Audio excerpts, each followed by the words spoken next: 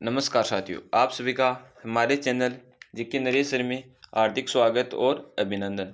तो हम पढ़ रहे थे भारतीय राज्य व्यवस्था, जिसमें हम भारतीय संविधान के निर्माण, संविधान की विशेषताएं, उद्देशिका, मूल अधिकार और नीति निर्देशक तत्व, मूल कर्तव्य और सरकार का गठन एवं कार्य, इन 7 टॉपिकों को तो कंप्लीट कर चुके हैं। और हमारा 8वां टॉपिक था संघीय व्यवस्थापिका, जिसमें से हम इस टॉपिक से हम लगभग 60 क्वेश्चनों के बारे में पिछले क्लासों में चर्चा कर चुके हैं।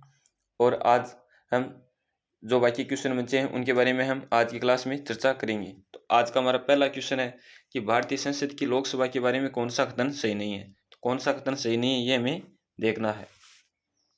तो कुल लोकसभा निर्वाचन क्षेत्र 543 है। फिर है सेकंड कि बहुमत प्राप्त करने के लिए किसी दल के पास लोकसभा में कम से कम 272 या अधिक सीटें होनी चाहिए। तीसरा है कि भारत के प्रधानमंत्री लोकसभा में सत्तारूढ़ दल के नेता होते हैं। और चौथा है हमारा कि मंत्रियों का कार्य वितरण लोकसभा के अध्यक्ष द्वारा किया जाता है। तो इसमें क्या पूछा है, कौन सा कथन सही नहीं है।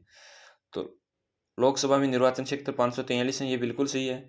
फिर है बहुमत प्राप्त करने के लिए किसी दल के पास लोकसभा में कम से कम 272 या अधिक सीटें होनी चाहिए, ये भी बात बिल्कुल सही है। फिर है भारत के प्रधानमंत्री लोकसभा में सत्तारूढ़ दल के नेता होते हैं, ये भी सही है। फिर है मंत्रियों का कार्य वितरण लोकसभा के अध्यक्ष द्वारा किया जाता है, ये बात गलत है। क्योंकि मंत्रियों का कार्य वितरण किसके द्वारा किया जाता है, तो ये किया जाता है प्रधानमंत्री के द्वारा। यहाँ दे रखा है लोकसभा, इस वजह से ये हो जाएगा गलत। तो हमें क्या पूछा है, कौन सा कथन सही नहीं है। तो इसका हो जाएगा ऑप्शन नंबर 4। फिर है question number next. Question next है हमारा कि भारतीय संसदीय व्यवस्था में मंत्रिपद सामूहिक रूप से उत्तरदायी होता है। तो राष्ट्रपति के प्रति या फिर राज्यसभा के प्रति या उपराष्ट्रपति के प्रति या फिर लोकसभा के प्रति। तो इसमें कौन सा हो जाएगा, तो इसमें हो जाएगा हमारा ऑप्शन नंबर 4, लोकसभा के प्रति। प्रधानमंत्री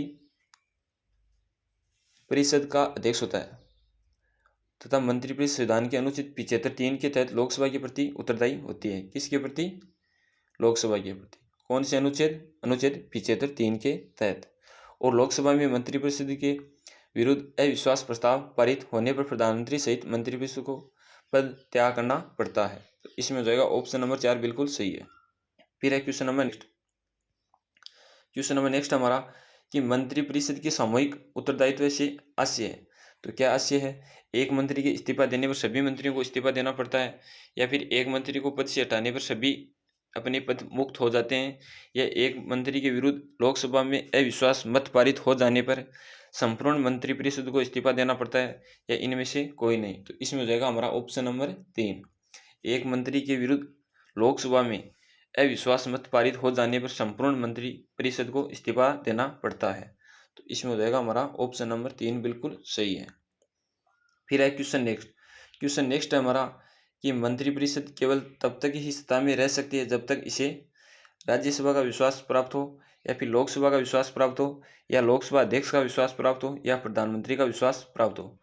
तो इसमें कौन सा हो जाएगा, तो इसमें हो जाएगा हमारा ऑप्शन नंबर 2, मंत्रिपरिषद जब तक ही सत्ता में रह सकते हैं जब तक उन्हें लोकसभा में विश्वास प्राप्त हो। ऑप्शन नंबर 2 बिल्कुल सही है। फिर है क्वेश्चन नेक्स्ट। क्वेश्चन नेक्स्ट है हमारा कि लोकसभा की प्रक्रिया और कार्य संचालन नियम के अंतर्गत नियम 377 के अधीन लोकसभा के सदस्यों द्वारा एक दिन में अधिकतम कितने मामले उठाए जा सकते हैं। तो 19, 20, 21 या फिर 22। तो कितने मामले उठाए जा सकते हैं, तो इसमें हो जाएगा हमारा ऑप्शन नंबर 2, 20 मामले। किसी विशेष दिन लोकसभा में अधिकतम 20 तारांकित प्रश्न पूछे जा सकते हैं, और इन प्रश्नों का सदन में मौखिक उत्तर दिया जाता है। किन प्रश्नों का, तो तारांकित प्रश्नों का मौखिक रूप से ही उत्तर दिया जाता है, और लगातार उनका विभेद भी किया जाता है। उनके उत्तर के पश्चात पूरक प्रश्न भी पूछा जा सकता है। तो इसमें हो जाएगा ऑप्शन नंबर 2। फिर है question number next. Question number next हमारा कि भारतीय संविधान का कौन सा अनुच्छेद धन विधेयक की परिभाषा देता है। तो कौन सा अनुच्छेद देता है, अनुच्छेद 56 या अनुच्छेद 110 या अनुच्छेद 72 और अनुच्छेद 121। तो कौन सा अनुच्छेद देता है, तो इसमें हो जाएगा हमारा ऑप्शन नंबर 2, अनुच्छेद 110। अनुच्छेद 110 में क्या दे रखा है, धन विधेयक के बारे में। तो इसमें हो जाएगा हमारा ऑप्शन नंबर 2। संविधान के अनुच्छेद 110(3) एवं 110(4) के तहत लोकसभा में किसी विधेयक को धन विधेयक के रूप में प्रमाणित करने का अधिकार है। किसके पास है? लोकसभा अध्यक्ष के, तथा इस संदर्भ में उसका विनिश्चय अंतिम होता है। तो इसमें हो जाएगा ऑप्शन नंबर सेकंड बिल्कुल सही है। फिर है question number next. Question next हमारा कि लोकसभा में अविश्वास प्रस्ताव न्यूनतम कितने सदस्यों द्वारा समर्पित होना चाहिए? 50 सदस्य, 40 सदस्य या फिर 100 सदस्य, या तत्काल लोकसभा में कुल निर्वाचित सदस्यों का? तो इसमें कौन सा होगा? तो इसमें हो जाएगा हमारा ऑप्शन नंबर फर्स्ट, 50 सदस्यों का। तो ए ऑप्शन बिल्कुल सही है। फिर है question number next. Question next है हमारा कि निम्न कथनों पर विचार कीजिए। तो लोकसभा में राजस्थान से कुल 25 सदस्य हैं। राजस्थान में विधान परिषद के कुल सदस्यों की संख्या 200 है। लोकसभा में राजस्थान में अनुसूचित जाति की 4 सीटें व अनुसूचित जनजाति की 3 सीटें आरक्षित हैं। तो कुटुंब के आधार पर सही उत्तर का चुनाव कीजिए। तो इसमें कौन सा हो जाएगा? तो इसमें हो जाएगा हमारा ऑप्शन नंबर, लोकसभा में राजस्थान में कुल 25 सदस्य हैं, ये बात बिल्कुल सही है। फिर है राजस्थान में विधान परिषद की कुल सदस्य संख्या 200 है, ये बात गलत है, क्योंकि राजस्थान में विधान परिषद है ही नहीं। ये हैं 200 सीटें किसकी? विधान सभा की। तो इस वजह से हमारा ऑप्शन सेकंड गलत हो जाएगा। फिर है राजस्थान, ऑप्शन 3 है कि लोकसभा में राजस्थान में अनुसूचित जाति की 4 सीटें व अनुसूचित जनजाति की 3 सीटें आरक्षित हैं, ये बात भी बिल्कुल सही है। तो ये भी सही हो जाएगा। तो इसमें हो जाएगा 1 और 3। तो 1 और 3 किस में है? ऑप्शन नंबर 3 में। राजस्थान में विधानसभा की कुल सदस्य संख्या कितनी है? 200। यहाँ दे रखा है विधान परिषद, इस वजह से ये गलत हो जाएगा। फिर है question number next. Question next है हमारा कि निम्नलिखित राज्यों या संघ शासित क्षेत्र के समूह में किसकी लोकसभा में केवल 1 सीट है? तो मणिपुर, दादरा और नगर हवेली, पुदुचेरी, या फिर चंडीगढ़, सिक्किम, मिजोरम, या फिर गोवा, मेघालय, नागालैंड, या अरुणाचल प्रदेश, सिक्किम और लक्षद्वीप। तो किस में है? तो इसका हो जाएगा हमारा option number second, Chandigarh, Sikkim और मिजोरम। यहाँ कितनी सीटें हैं? तो यहाँ है केवल 1 सीट। इसमें हो जाएगा ऑप्शन सेकंड। फिर है question number next. Question next है हमारा कि लोकसभा के लिए सबसे पहले आम चुनाव कब आयोजित हुए थे? तो 1950-51, या 1951-52, या 1952-53, या 1956-57। तो कब हुए थे लोकसभा के पहले आम चुनाव? तो ये हुए थे 1951-52 में। तो इसमें हो जाएगा हमारा ऑप्शन नंबर सेकंड बिल्कुल सही है। लोकसभा का प्रथम चुनाव कब हुआ था? तो 25 अक्टूबर 1951 से 21 फरवरी 1952 तक।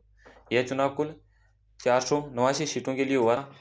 और प्रथम लोकसभा का पहला अधिवेशन कब हुआ था? तो यह हुआ था 13 मई 1952 को। फिर है question number next. Question next हमारा कि प्रथम लोकसभा का गठन कब हुआ? 1950, 1957, 1952, या फिर 1949। तो कब हुआ था? तो इसमें हो जाएगा हमारा ऑप्शन नंबर 3, 1952 में। फिर है question number next. Question number next हमारा कि निम्नलिखित में से कौन सा प्रस्ताव सहायक प्रस्तावों की श्रेणी में नहीं आता? तो कौन सा नहीं आता? आनुषंगिक प्रस्ताव, प्रतिस्थापक प्रस्ताव, संशोधन, या स्थानापन्न प्रस्ताव। तो कौन सा नहीं आता? तो इसमें हो जाएगा हमारा ऑप्शन नंबर 4, स्थानापन्न प्रस्ताव। ऑप्शन 4 बिल्कुल सही है, ये प्रस्ताव सहायक की श्रेणी में नहीं आता। मूल प्रस्ताव के स्थान पर यहाँ उसके विकल्प के रूप में पेश किए जाने वाले प्रस्ताव को स्थगन प्रस्ताव कहा जाता है, और स्थानापन्न प्रस्ताव को मूल प्रस्ताव को पेश किए जाने के पूर्व पेश किया जाता है। इसका हो जाएगा हमारा ऑप्शन 4 बिल्कुल सही है। फिर है question number next. Question next हमारा कि लोकसभा में सरकारी दल का मुख्य सचेतक कौन होता है? तो कौन होता है? संसदीय सचिव, या गृह मंत्री, या लोकसभा का महासचिव, या फिर संसदीय कार्य मंत्री। तो किसका पूछा है? लोकसभा में सरकारी दल का मुख्य सचेतक, तो ये होता है संसदीय कार्य मंत्री। तो इसमें हो जाएगा हमारा ऑप्शन नंबर 4 बिल्कुल सही है। संसदीय कार्य मंत्री सरकार के मुख्य सचेतक है, और वह सदन के नेता के लिए सीधे जिम्मेदार हैं, और संसदीय व्यवसाय पर सरकार को सलाह देना और उनके विभागों को प्रभावित करने वाले संसदीय व्यवस्था के संबंध में मंत्रियों के साथ ही घनिष्ठ संबंध बनाए रखना उनके कर्तव्यों का एक हिस्सा है। तो इसमें हो जाएगा ऑप्शन नंबर 4 बिल्कुल सही। फिर है question next.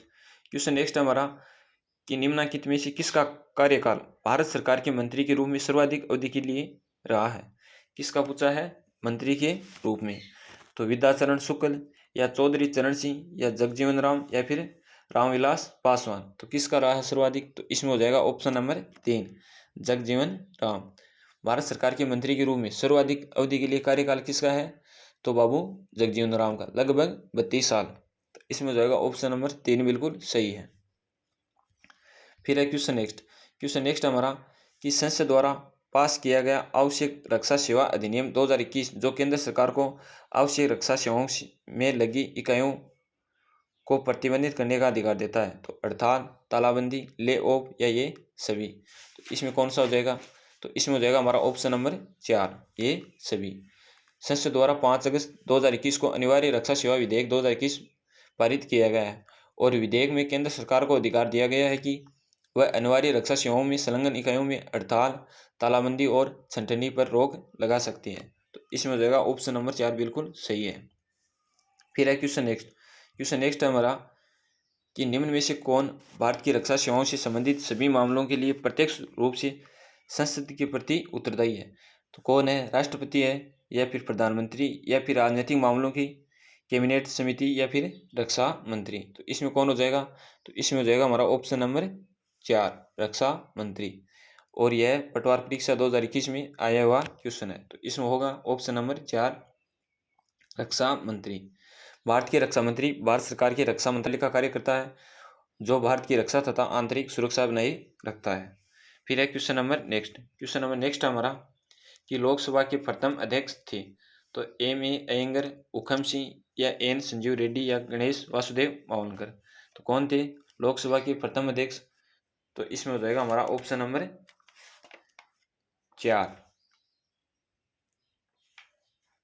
Ganesh Vasudev Mavalankar. Option number 4 बिल्कुल सही है। फिर है क्वेश्चन नंबर नेक्स्ट हमारा कि राज्यसभा के संबंध में निम्नलिखित कथनों पर विचार कीजिए। तो कथन फर्स्ट है हमारा कि M. अनंत सैनियर अयंगर राज्यसभा के पहले उपसभापति थे। ऑप्शन सेकंड है हमारा कि पहले संविधान संशोधन के लिए राज्यसभा का अनुसमर्थन नहीं लिया गया था। तो इसमें कौन सा सही है? केवल एक सही है या केवल 2 सही है? 1 एवं 2 दोनों सही है या फिर 1 और 2 दोनों ही सही नहीं है? तो इसमें कौन सा होगा? तो इसमें हो जाएगा हमारा ऑप्शन नंबर सेकंड, केवल ऑप्शन 2 सही है। संविधान का पहला संशोधन अधिनियम 1951 में अंतरिम संसद द्वारा पारित किया गया और उस समय राज्यसभा का अस्तित्व नहीं था, अर्थात अंतरिम संसद एक सदनीय थी। फिर है क्वेश्चन नंबर नेक्स्ट कि निम्नलिखित में से उस संसदीय समिति को पहचानिए जो स्थायी समिति नहीं है। तो कार्य मंत्रणा समिति या आचार समिति या महिला सशक्तिकरण समिति या विशेषाधिकार समिति? तो कौन सी नहीं है? तो इसमें हो जाएगा हमारा ऑप्शन नंबर सेकंड, आचार समिति। आचार समिति लोकसभा की स्थायी समिति नहीं है, यह एक तद्रव समिति है और तद्रव समितियों का गठन आवश्यकता अनुसार तद्रव के आधार पर ही किया जाता है और कार्य समाज कर प्रतिवेदन प्रस्तुत कर देने के पर ही इनका अंत हो जाता है। तो इसमें हो जाएगा हमारा ऑप्शन सेकंड। फिर है क्वेश्चन नंबर नेक्स्ट है हमारा कि संसद में चर्चा के अंतर्गत गिलोटिन का प्रयोग उन मांगों के लिए होता है जिन पर चर्चा हुई हो, अनुमोदन प्राप्त हुआ हो, या चर्चा हुई हो और अनुमोदन प्राप्त नहीं हुआ हो, या चर्चा हुई हो और कटौती की गई हो, या समयाभाव के कारण चर्चा ही नहीं हुई हो। तो इसमें कौन सा हो जाएगा? तो इसमें हो जाएगा ऑप्शन नंबर 4, गिलोटिन का प्रयोग उन मांगों के लिए होता है जिन पर समयाभाव के कारण चर्चा ही नहीं हुई हो। ऑप्शन 4 बिल्कुल सही है। गिलोटिन संसदीय शब्द है जिसका प्रयोग मांगों के लिए होता है और जिन पर समयाभाव के कारण चर्चा ही नहीं हो और मतदान हो जाए तो उस समय किसका प्रयोग होता है? तो गिलोटिन का। तो इसमें हो जाएगा ऑप्शन नंबर 4 बिल्कुल सही है। फिर है क्वेश्चन नेक्स्ट हमारा कि वित्त विधेयक को पेश किए जाने के कितने दिनों के भीतर संसद द्वारा पारित किया जाना होता है? 50 दिन, 75 दिन, 150 दिन या 365 दिन? तो इसमें कौन सा हो जाएगा? तो इसमें हो जाएगा हमारा ऑप्शन नंबर सेकंड, 75 दिन। फिर है क्वेश्चन नेक्स्ट है हमारा कि कौन सा सही है, कौन सा कथन सही है? तो प्रत्येक राज्य राज्यसभा के सदस्यों को समान संख्या में भेजता है। प्रत्येक राज्य राज्यसभा में 50 सदस्यों को भेजता है, या किसी राज्य से राज्यसभा के लिए निर्वाचित सदस्यों की संख्या उस राज्य की 1950 की जनसंख्या पर आधारित होती है, या उपयुक्त में से कोई नहीं। तो इसमें कौन सा होगा? तो इसमें हो जाएगा हमारा ऑप्शन नंबर, कौन सा सही है? तो इसमें हो जाएगा हमारा ऑप्शन नंबर 4। ये तीनों ही कथन सही नहीं है। प्रत्येक राज्य राज्यसभा में सदस्यों को समान संख्या में भेजता है, ये बात सही नहीं है, क्योंकि अलग अलग राज्यों की राज्यसभा सदस्य संख्या अलग अलग है। राजस्थान की कितनी है, ये आप कमेंट बॉक्स में बताएं। और प्रत्येक राज्य राज्यसभा में 50 सदस्यों को भेजता है, तो 50 सदस्यों को थोड़ी भेजता प्रत्येक, तो ये भी गलत है। फिर है, किसी राज्य में राज्यसभा के निर्वाचित सदस्यों की संख्या उस राज्य की 1950 की जनसंख्या पर आधारित होती है, तो ये 1950 की नहीं बल्कि 1971 की जनसंख्या पर आधारित होती है, तो ये भी कथन सही नहीं है। तो इसमें पूछा कौन सा कथन सही है, तो इसमें हो जाएगा उपयुक्त में से कोई नहीं, ये तीनों ही कथन सही नहीं है। फिर है question number next. Question next है हमारा कि राज्यसभा के वर्तमान उपसभापति का नाम बताइए। तो कौन है? वेंकैया नायडू, पीजे कुरियन, हरिवंश नारायण सिंह, या हजमा हेपतुल्ला। तो कौन है उपसभापति? तो इसमें हो जाएगा हमारा ऑप्शन नंबर 3। ये क्वेश्चन हेडमास्टर 2018 में आया हुआ है। तो उस समय कौन थे? हरिवंश नारायण सिंह। और वर्तमान में कौन है वो आप कमेंट बॉक्स में बताएं। तो 2018 में कौन थे? तो उस समय थे हरिवंश नारायण सिंह। और यह क्वेश्चन हेडमास्टर एग्जाम 2018 में आया हुआ है। फिर है question number next. Question next हमारा कि भारतीय संसद प्रशासन के कार्य में अत्यधिक हस्तक्षेप करती है, यह दृष्टिकोण है? जीवी मावलंकर, प्रशासनिक सुधार आयोग, AD गोरवाला, या फिर पॉल एप्पल बी। तो यह कथन किसका है? तो यह है पॉल एप्पल बी का। भारतीय संसद प्रशासन के कार्य में अधिक हस्तक्षेप करती है, और यह विचार किसका था? तो यह विचार था पॉल एच एप्पल बी का। तो इसमें हो जाएगा ऑप्शन नंबर 4। फिर है क्वेश्चन नेक्स्ट। क्वेश्चन नेक्स्ट हमारा कि शासन की गतिविधियों के लिए वित्त का प्रबंधन कौन करता है? तो राष्ट्रपति करता है, या मुख्य न्यायाधीश, या कार्यपालिका, या व्यवस्थापिका। तो कौन करता है शासन की गतिविधियों का वित्त का प्रबंधन? तो इसमें हो जाएगा ऑप्शन नंबर 3, कार्यपालिका। संसद के 3 अंग होते हैं, विधायिका, कार्यपालिका एवं राष्ट्रपति। और कार्यपालिका शासन की प्रमुख धुरी होती है, जो शासन की गतिविधियों के लिए वित्त का प्रबंधन करती है। तो इसमें हो जाएगा ऑप्शन नंबर 3 बिल्कुल सही है, कार्यपालिका। फिर है question number next. Question next हमारा कि हमारी व्यवस्था में संसद को बहुत अधिक अधिकार प्राप्त है, क्योंकि इसे कानून बनाने की शक्ति प्राप्त है, इसे न्यायपालिका को नजरअंदाज करने की शक्ति है, यह जनता का प्रतिनिधित्व करती है, और संसद में सभी शक्तियां निहित या प्रदान हैं। तो इसमें कौन सा होगा?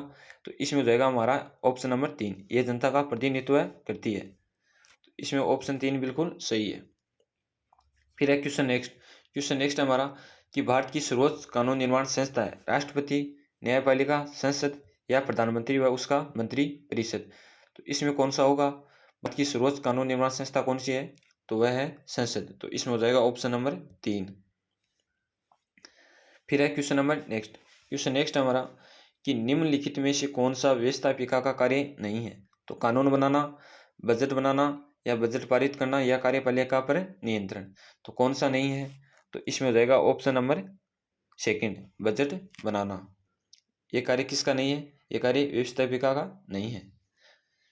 फिर है question number next. Question number next हमारा कि निम्नलिखित में से किस राज्य में लोकसभा की सीटों की संख्या सर्वाधिक है? तो उत्तर प्रदेश, महाराष्ट्र, पश्चिम बंगाल, और मध्य प्रदेश। तो किस में है सर्वाधिक सीटों की संख्या? तो इसमें हो जाएगा हमारा ऑप्शन नंबर ए बिल्कुल सही है, उत्तर प्रदेश। और उत्तर प्रदेश में लोकसभा की सीटें कितनी हैं, ये आप बता सकते हैं क्या? तो उत्तर प्रदेश में कितनी है? तो उत्तर प्रदेश में है 80 सीट सर्वाधिक।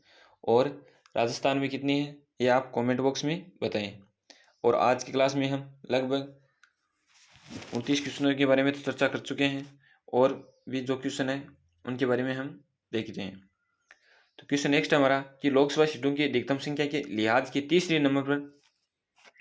तीसरे नंबर का अधिकतम लोकसभा सीट वाला राज्य कौन सा है? तो फर्स्ट तो कौन सा था? फर्स्ट तो था यूपी, जिसमें 80 सीटें थी। अब पूछा है तीसरे नंबर पर, तो बिहार है, महाराष्ट्र है, या फिर तमिलनाडु है, या फिर पश्चिम बंगाल है। तो कौन सा है तीसरे नंबर पर? तो इसमें हो जाएगा हमारा ऑप्शन नंबर 4, पश्चिम बंगाल। तो पश्चिम बंगाल में कितनी है? तो पश्चिम बंगाल में है 42 सीटें लोकसभा की, और राज्यसभा कितनी है? 16 सीटें। फिर है question number next. Question next हमें कि सुमेलित कीजिए, एक तरफ राज्य के नाम और एक तरफ लोकसभा सीटों की संख्या। तो कर्नाटक में कितनी है, आंध्र प्रदेश में कितनी है, गुजरात में कितनी है और उड़ीसा में कितनी है, ये हमें दे रखा है। तो कर्नाटक में कितनी है? तो कर्नाटक में लोकसभा की सीटें 28, तो एक में हो जाएगा हमारा 4, तो 4 हमें दे रखा है 3 में, तो हमारा पहला ऑप्शन नहीं होगा। कर्नाटक में कितनी है? 28 सीटें, तो ए में 4 बिल्कुल सही है। फिर है आंध्र प्रदेश, तो आंध्र प्रदेश में कितनी है? तो आंध्र प्रदेश में है लोकसभा की सीटें 25, तो इसमें हो जाएगा 1। तो फिर है 4 1, तो 4 1 2 में आ रहा। फिर है गुजरात, तो गुजरात में कितनी है? तो गुजरात में लोकसभा की सीटें हैं कितनी? तो गुजरात में है लोकसभा की सीटें 26। फिर आएगा 4 1 2 4 1 2 4 1 2 4 1 2, बी और सी ऑप्शन दोनों ही समान है। फिर है ओडिशा, तो ओडिशा में कितनी है? तो ओडिशा में हो जाएगी लोकसभा की सीटें 21, तो इसमें हो जाएगा, तो इसमें हमारा ऑप्शन बी और सी दोनों ही सही हैं। फिर है क्वेश्चन नेक्स्ट, तो क्वेश्चन नेक्स्ट है, आज की क्लास में 31 ही क्वेश्चन थे, तो लगभग हमने संघीय व्यवस्था भी कितने क्वेश्चनों के बारे में चर्चा कर चुके हैं, लगभग 91 क्वेश्चनों के बारे में। तो आज का हमारा टॉपिक कंप्लीट हो चुका है, और अगला हमारा टॉपिक क्या है? वह है संघीय न्यायपालिका। तो कल हम संघीय न्यायपालिका के जो भी महत्वपूर्ण क्वेश्चन है उनके बारे में चर्चा करेंगे। और आज की हमारी क्लास कैसे लगी ये हमें कमेंट बॉक्स के माध्यम से ज़रूर बताएं। धन्यवाद साथियों।